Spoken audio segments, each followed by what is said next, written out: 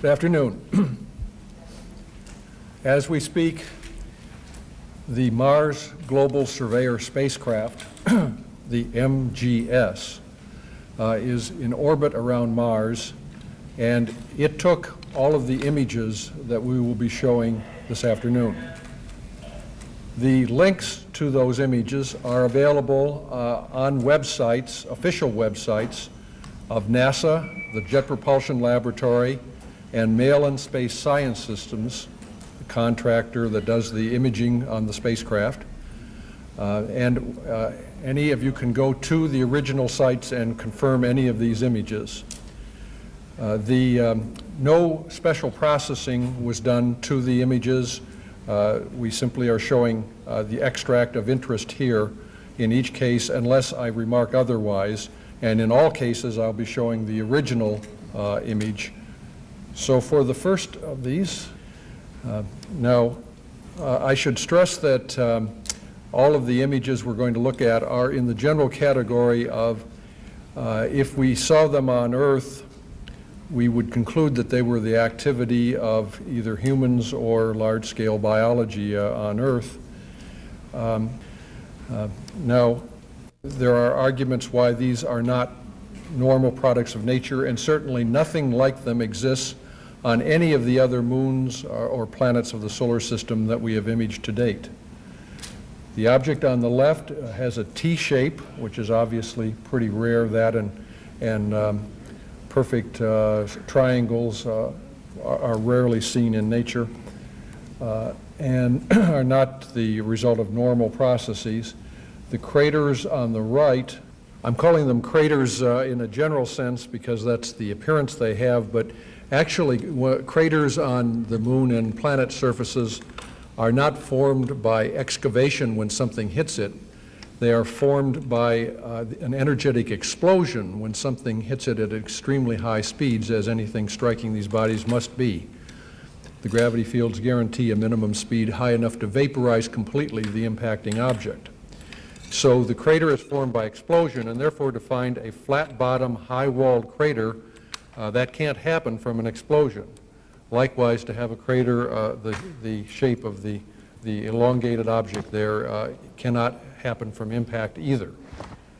You can get a slightly elliptical crater, but not something with that extreme shape. The next picture is in a different category of glassy tubes. The glassy tubes are seen in dozens of places. Since we've sampled only 1/1000th of the surface of Mars so far at high resolution, they must be all over the place. They are networked. We've established that it is not an optical illusion. They are really tube-shaped. They are not easily explained as dunes or lava tubes. They seem to be translucent. In fact, in this case, that bright spot seems to be a specular reflection of the sun, implying that the surface must be glassy or metallic. Natural surfaces don't ordinarily give you specular reflections. This is an object, one of several in this area, which if we saw it on Earth, we would say, well, that's a tree seen from above. But Mars is supposed to be a lifeless planet. Yet we see the radial structure around a central trunk. We can see several levels of branching. We can see shadows cast on the ground. These are clearly not on the ground geologically. They are above it, casting shadows downward. This is one of the images that led Arthur Clarke to say he's 95% certain that Mars has large life on it. This is what he means by that. And this is one of many examples of what we would ordinarily interpret as vegetation on the planet. Here's the category of infrastructure, and I showed this one out of several because triangle shapes require a special explanation, and here there's so many of them so similar. And even if those are shadows, you still have an unusual number of monoliths, large monoliths, all of the same size and shape. In this high-resolution photo taken in 1998, the face was again imaged as we see up in this corner. When that image was released to the media on April 5th, 1998, this is the image that the Jet Propulsion Laboratory, JPL, released. This, anyone would agree, is a very natural-looking object. It does look like a pile of rocks and make the face look like an accident. The trouble is that it doesn't look anything like the previous image, and there's an even bigger problem for the scientists. It doesn't look like the data that came down from the spacecraft either, and that's a more serious problem, the data that this image was based on. Well, on the JPL website that is cited in the press kit, you can go there and you can see this image and the actual image that it was based on, side by side, and the recipe for how JPL got from one to the other. They put the actual image through a high-pass filter, then through a low-pass filter, then they averaged the two to get this image. They claimed the justification was to remove striping from the original image that was an artifact of the CCD chip. That's not a scientifically legitimate way to remove striping because it removes all the detail in an image. For example, from Adobe Photoshop, we see this description of what a high-pass filter does to an image. Emphasizes edge details. The important thing is suppresses the rest of the image. The filter removes low-frequency detail in an image. It's used for extracting line art and large black and white areas from scanned images. When we go back to the actual image was taken at a rather oblique angle under extremely unfavorable lighting conditions. But because we have the older images from a different angle, we can triangulate, and computers processing programs are very good now at reproducing lighting from any angle. So we can use those computer techniques with the actual data. And this is done by a computer, not by an artist. There is no introduction of new data in this image by any artist.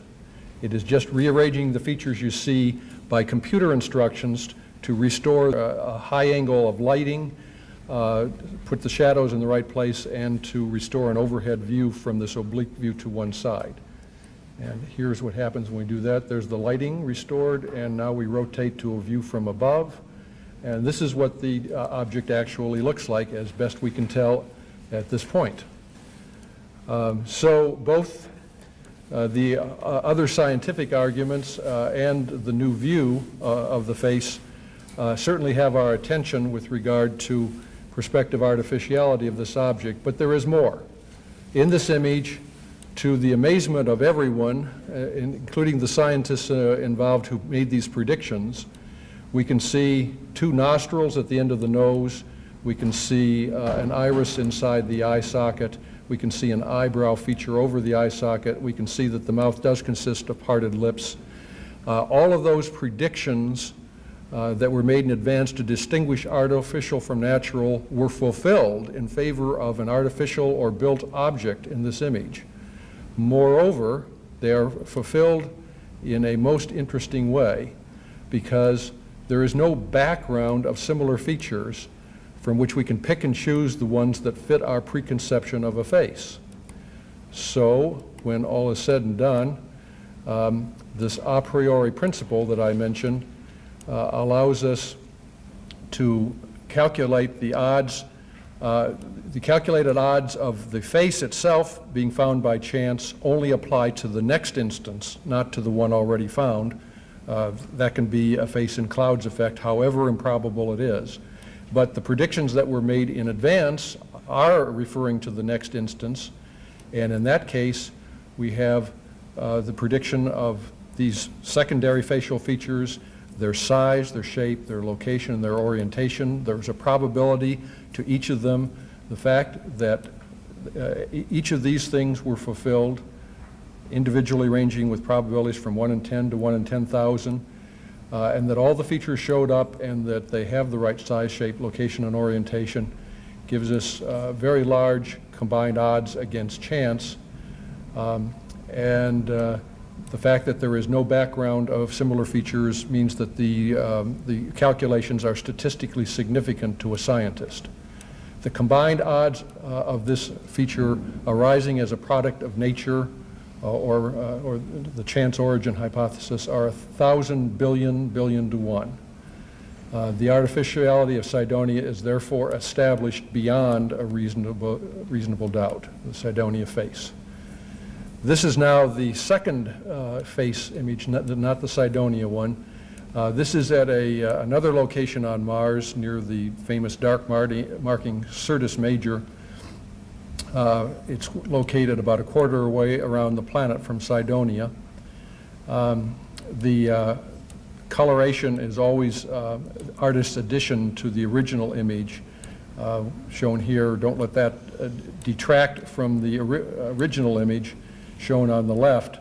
We don't know too much directly until we explore and get some ground truth here about the origin or the demise of the hypothetical civilization here. But we do know, and this is standard science that is accepted by all the planetary geologists, that Mars at some point suffered a horrendous cataclysm. Now, as to what the nature of that cataclysm was, that's where opinions divide. I think there is evidence that Mars was at one time a moon of a larger planet that exploded in the not all that distant past, millions rather than billions of years ago. Or will there be a continued effort even though? Well, there are 67,000 images already in the queue and tens of thousands more coming down the pike. We want to see what's there, don't you?